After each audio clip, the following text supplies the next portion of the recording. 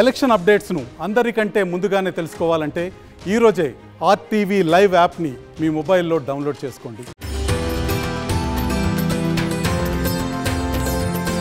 Guntur east పరిస్థితి ఏంటండి? Guntur east ఈసారి చాలా టైట్ ఫైట్లో జరగబోతుంది. ఏం లేదండి, చర్చ నడుస్తుంది. ఏం లేదు. చెప్పరా దూరంగా ఉన్న వాళ్ళకి ఎలా ఉంటుందంటే, సహజంగా గుంటూరు ఈస్ట్ అంటే వైఎస్ఆర్సీపీకి కంచుకోట. 20 ఏళ్ళుగా టీడీపీ లేదేడ. సహజంగా బయట ఊర్లో ఎవరైనా కృష్ణా జిల్లా వాళ్ళకో, నెల్లూరు జిల్లా వాళ్ళకో, లేకపోతే ప్రకాశం జిల్లా వాళ్ళకో, పల్నాడులో ఉన్న వాళ్ళకో ఏముంటుంది. ఇప్పుడు నేను ఇందాక పల్నాడు అంటే నాకు ఆ పల్నాడు మీద అవగాహన లేదు, కరెక్ట్గా ఏం జరిగిందో సిచ్యువేషన్ అబ్జర్వ్ దాని గురించి అని చెప్పి. దూరంగా ఉన్న వాళ్ళకి ఎలా ఉంటుందంటే, వైఎస్ఆర్సీపీకి స్ట్రాంగ్ హోల్డ్ ఉన్న కాన్స్టిట్యున్సీ కదా ఇది, ఎట్టి పరిస్థితుల్లో మళ్ళీ వైఎస్ఆర్సీపీ కొడుతుంది అనుకుంటున్నారు. మీరు రాసి పెట్టుకోండి, రేపు ఎలక్షన్ అయిన తర్వాత మాట్లాడుకుందాం. మా పార్టీ అభ్యర్థి నసీర్ అహ్మద్ గారు 10,000 పైసలకు, మా టీం ఆయన 5,000 4,000 అని చెప్తున్నారు. నాకున్న అవగాహన బట్టి 10,000 పైన మెజార్టీ వస్తుంది. 10,000 తగ్గదు. 10,000 పైన ఇంకెంతైనా వెళ్ళొచ్చు. 10,000 తగ్గకుండా గుంటూరు ఈస్ట్ అభ్యర్థి నసీర్ అహ్మద్ గారు గెలవబోతున్నారు. దీనికి చాలా వేరియస్ రీజన్స్ ఉన్నాయి. ఇంకోటి కూడా చెప్తాను. ఇప్పుడు అక్కడ ఈ ప్రాంతంలో, గుంటూరు ఈస్ట్ ప్రాంతంలో రామిరెడ్డి తోట అనే ఒక డివిజన్ ఉంది.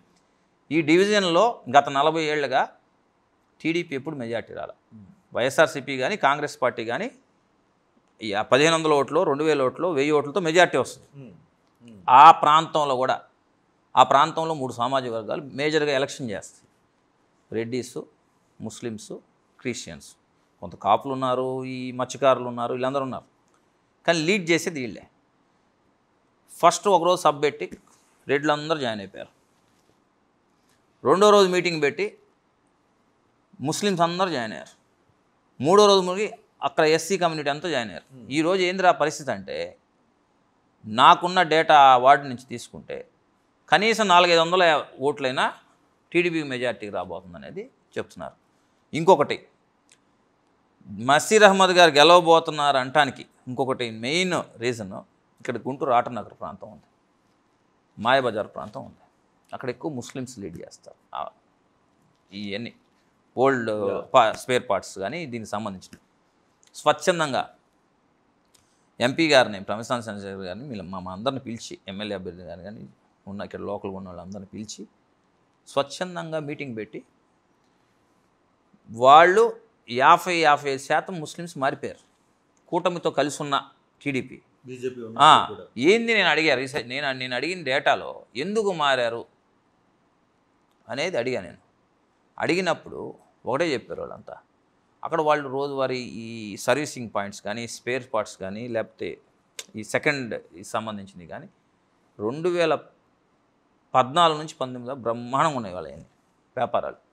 ఈరోజు వాళ్ళ పరిస్థితులు, వ్యాపారాలన్నీ బంద్ అయిపోయాయి, డబ్బులు రావట్లా. దీని రీత్యా ఈ క్యాపిటల్ వస్తేనే ఇక్కడ మనకి మళ్ళీ వ్యాపారాలు వస్తాయి. రోజుకి ఒక 100 మందో 200 మందో కార్లు రావటం, ఆ జిల్లా నుంచి, హైదరాబాద్ నుంచో, రాయలసీమ నుంచో, తెలంగాణ నుంచో, ఉత్తరాంధ్ర నుంచో, ఇంతమంది కలకలాడుతున్నవాళ్ళు ముస్లిం మైనార్టీస్. అతి ముఖ్యంగా ఇద్దరు దెబ్బతిన్నారండి ఈ ప్రాంతంలో. జగన్మోహన్ రెడ్డి గారు వచ్చిన తర్వాత మోటార్ ఫీల్డ్లో ఉన్నవాళ్ళు, రోజువారీ చేసుకునే కార్మికులు. ఇంత ముందర వాళ్ళు కానీ, బేల్దారి కానీ, కార్పెంటర్ కానీ, ప్లంబింగ్ కానీ, రాడ్ బెండింగ్ వాళ్ళు కానీ రోజుకు 1000 రూపాయలు జోలో పెట్టుకుని వెళ్ళేవాడు. ఈరోజు వాళ్ళకి 2 రోజులకి 500 కూడా రాని పరిస్థితి. వీళ్ళందరూ కూడా, వీళ్ళలో ఎస్సీలు ఉన్నారు, ముస్లిమ్స్ ఉన్నారు, తక్కువ కులాలు, చిన్న కులాలు అందరూ కూడా ఈసారి కంప్లీట్గా మా ప్రాంతంలో, బయట ప్రాంతాల గురించి నాకు ఐడియా లేదు, గుంటూరు కృష్ణా జిల్లాలో అందరు యూటర్న్ తీసుకొని కూటమికి ఓటేశారు. రేపు ఇక్కడ మాకు ఈస్ట్లో చాలామంది నాతో అన్నారు, గుంటూరు ఈస్ట్కి గెలిస్తే 120 సీట్లు 125 సీట్లు తగ్గదు కూటమికనే. అది దేవుడి నిర్ణయం ఎట్లా వస్తుంది అనేది. గుంటూరు ఈస్ట్ అయితే పక్కాగా 10,000 పైచీలకు మెజార్టీతో మేము గెలవబోతున్నాం. దీనిలో చాలామంది, నంబూరు సుబాని గారు లాంటి వాళ్ళు, వాళ్ళ అబ్బాయి జీపీ గౌస్ గారు లాంటి వాళ్ళు, వీళ్ళందరూ మా చిన్నాటి స్నేహితులు, మేము పనిచేసాం. ఆఖరి నిమిషంలో షౌకత్ వచ్చాడు. చాలామంది మైనార్టీస్లో కూడా ఈసారి మన ప్రాంతాన్ని కాపాడుకోవాలా అనే ఒక రెవల్యూషన్ వచ్చింది. ఇక్కడ పార్టీలు ఏం చూడాల, ఈసారి పెద్ద ఆయన చంద్రబాబు గారిని ముఖ్యమంత్రి చేసుకుంటేనే ఇక్కడ క్యాపిటల్ ఉంటుంది అనే దాని మీదే వర్క్ జరిగింది మా ప్రాంతంలో, ఎస్పెషల్లీ గుంటూరు కృష్ణా జిల్లా. సో ఆ ఇంపాక్ట్లో గుంటూరు కృష్ణా జిల్లా వైసీపీకి చాలా పెద్ద డ్యామేజ్ చేయబోతుందా? పక్కా డౌటే ఉంది. మీకేమైనా డౌట్ ఉందా? నేను డే 1 నుంచి చెప్తుంది అదే కదండి. వాళ్ళు ఈజీగా తీసుకున్నారు. 33 కాన్స్టిట్యున్సీలు మాయి. మీరే ఏముందిలే ఆ 33 కాన్స్టిట్యున్సీలు పోతే పోయింది అని ఒక ఈజీగా తీసుకున్నారు. కానీ ఇప్పుడు ఆ పరిస్థితి లేదు. ఇప్పుడు అర్థమైంది అది. మనం ఏం చేసాం తప్పు అనేది రేపు 4వ తారీఖు తర్వాత అర్థం. సో ప్రకాశం నెల్లూరు పరిస్థితి ఏంటి? ప్రకాశం నెల్లూరు చేయదు కూడా అంతే కదా, పార్టీ చేసుకుందే కదా. పార్టీ చేతులారా పెద్ద పెద్దోళ్ళని ఇప్పుడు ఎవరన్నా, ఇప్పుడు మాగంటి శ్రీనివాసరెడ్డి గారు ఉన్నారు, ఆయన అజాత శత్రువు, అందరికీ పనిచేస్తారు. అట్లాంటి నాయకుడిని వదిలేసుకున్నారు. లేకపోతే విపిఆర్ గారు ఉన్నారు. ఇట్లా చాలామంది లైట్ మైండెడ్, ఏదో సమాజ సేవ చేద్దామని ఏదో ఉన్నా ఎవరిని పక్కన వాళ్ళు హట్ చేయకుండా రాజకీయం చేసే నాయకులు వీళ్ళంతా.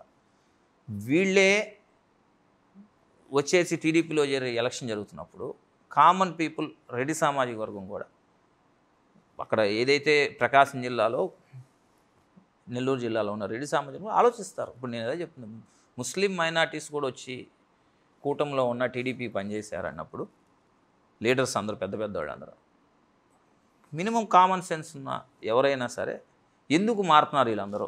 తెలంగాణ ప్రజల చిరకాల స్వప్నం ప్రత్యేక తెలంగాణ రాష్ట్రం కేసీఆర్ గారి నాయకత్వంలో సాధించి దశాబ్ద కాలం గడిచిన సందర్భంగా దశాబ్ది ఉత్సవాల శుభవేళ తెలంగాణ ఉద్యమకారులకు, ప్రజలకు ఆర్టీ ద్వారా భారత రాష్ట్ర సమితి తరఫున వ్యక్తిగతంగా శుభాకాంక్షలు.